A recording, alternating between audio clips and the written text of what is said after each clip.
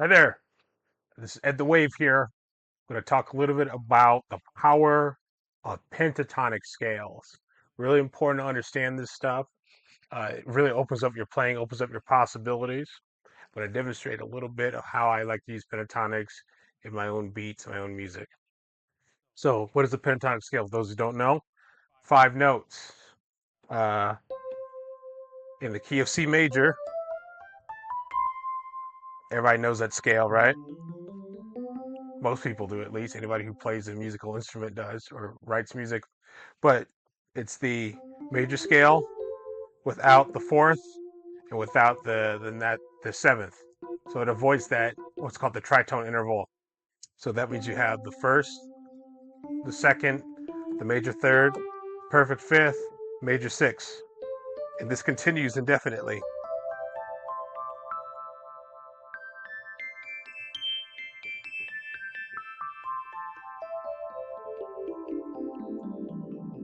It's the C major pentatonic. I think everybody knows that. So where's that come from? It actually comes from the circle of fifths. It's stacked fifths. Let's say you take a C and you go a fifth up from C, you got a G. You go a fifth up from G, you get a D. A fifth up from D, you get a A. A fifth up from A, you get an E. There you go. That's a pentatonic scale right there. It's very lush sounding. I could go a fifth above the E, and I got the major seven, right? But really, these are the pentatonic, the first five of the major scale, of the stacked fifths rather. If I shrink it down, bring it into one octave, and you get this. Very cool, right?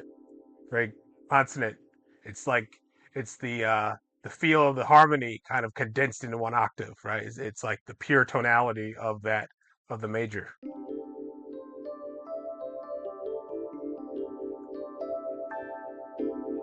And besides basically everyone in the world knowing those notes, I mean, literally, you could go probably all around the world of people who don't even know music, and they could probably sing those 5 notes, especially if you give them a reference in the bass, right?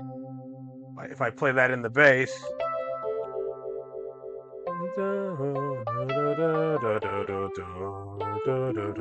right, etc., etc. Everybody knows those. So here's how I use a pentatonic. So obviously, the obvious way to use it is in the key you're in. So if I'm playing a C major chord,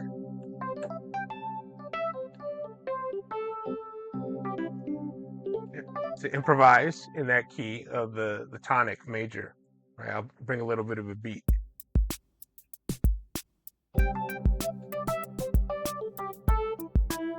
Right, there you go.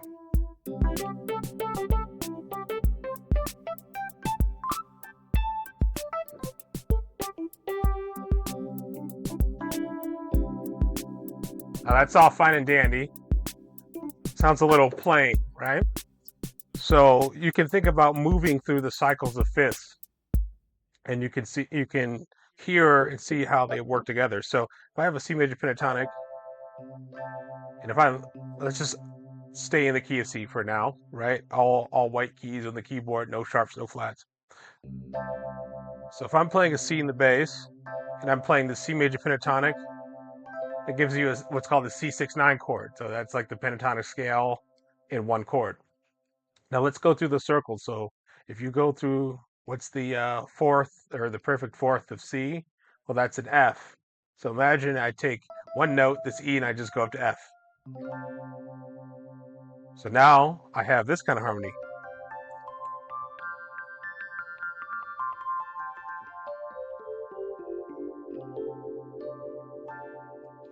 Still sounds vaguely major, but a little bit of a suspension. You got this F instead of an E. So it gives you a C69 sus4.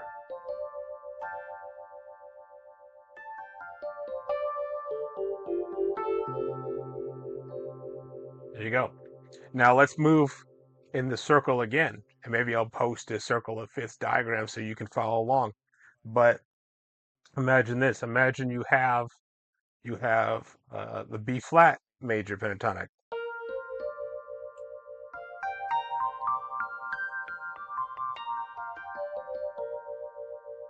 right? Very pretty sound.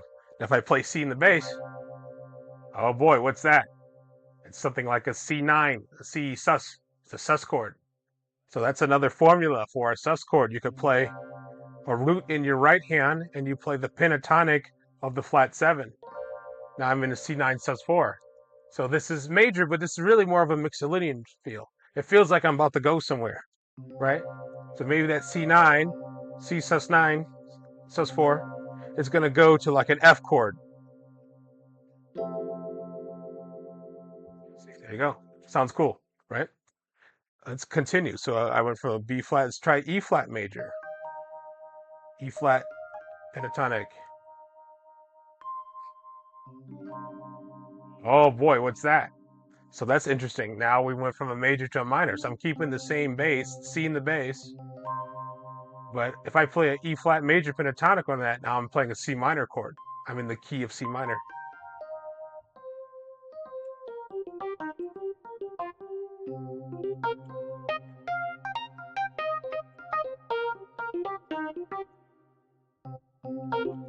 That's a good one to know.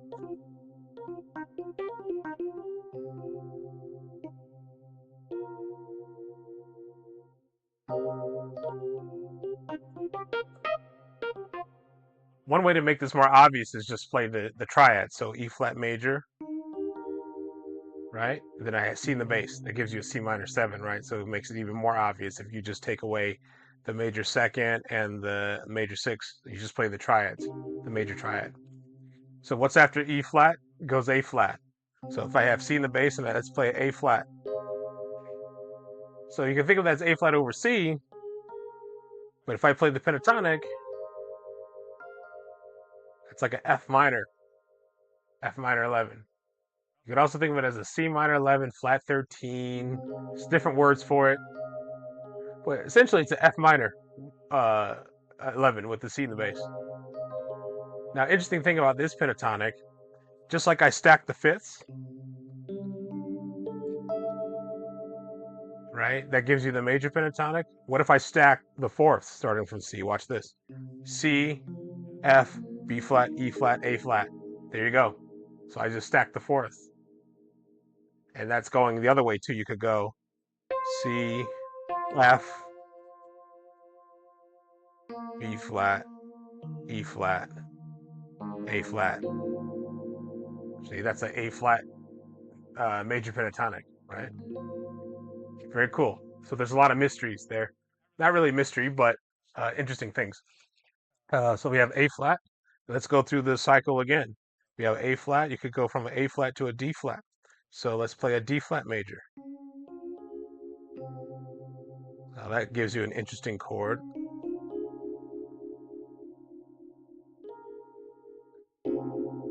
Very dissonant sounding, right? I've got this C is rubbing against that D flat. So what do you call that? Well, you could call it a C minor flat 9, 11 flat 13. You could think of it as an A flat 6-9 add 11. There's different ways you can call that. But that's almost like a Phrygian feel, right? Very kind of dissonant.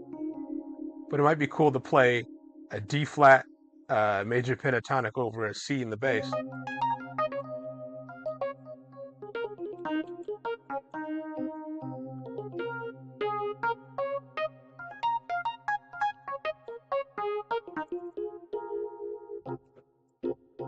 Right? Very cool.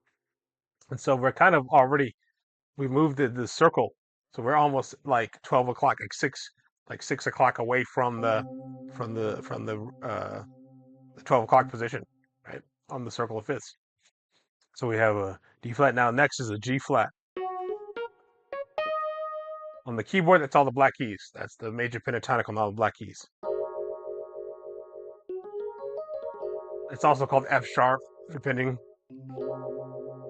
If I play a C in the bass and with a G flat, now that's pretty crazy, right? That's like they call it an A flat 11 chord.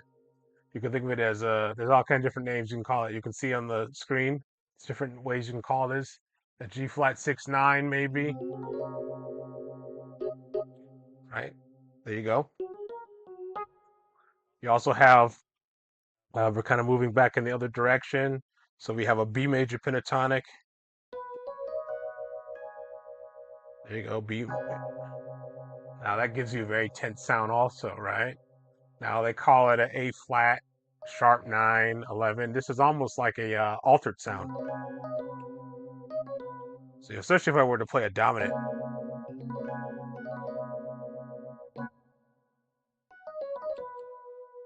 Not a tense, but if you want to add some tension, you can always introduce these pentatonics from distant keys, right? So from that, you got an E major pentatonic. Now, if I play just the E major chord, that gives you an augmented. So that's pretty cool, right? Augmenteds are great for dominance. They can kind of voice lead into minor chord, right? Right, you can do that. That sounds cool, right? But let's try that E major pentatonic. See, like a C aug 7. It's like augmented chord, E. Let's go to the A major. Gives you a C6. Like a C major. You got this flat 9. You got this flat 5. Kind of wild sound, right? And now then after the A, you have a D.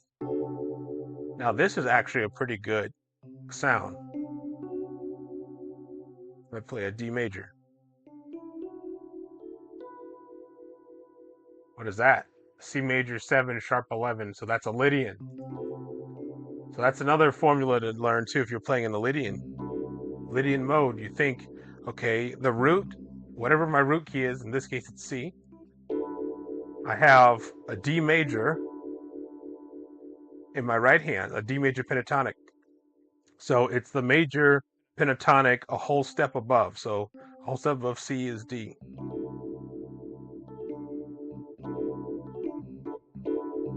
Right, you have that. We also have going from D, you have G major pentatonic. So this is very inside sounding. C major 13, right? So you have a G, A, B, D, E. So you already have the fifth, the major 6, the major 7, the 9, and the major third. Very cool. So there you go. That's a very inside sound. And then last but not least, you're back home. So maybe I'll just do a little jam. So I just went through the circle using pentatonics, and you can use that to spice up your chord voicings and your sound.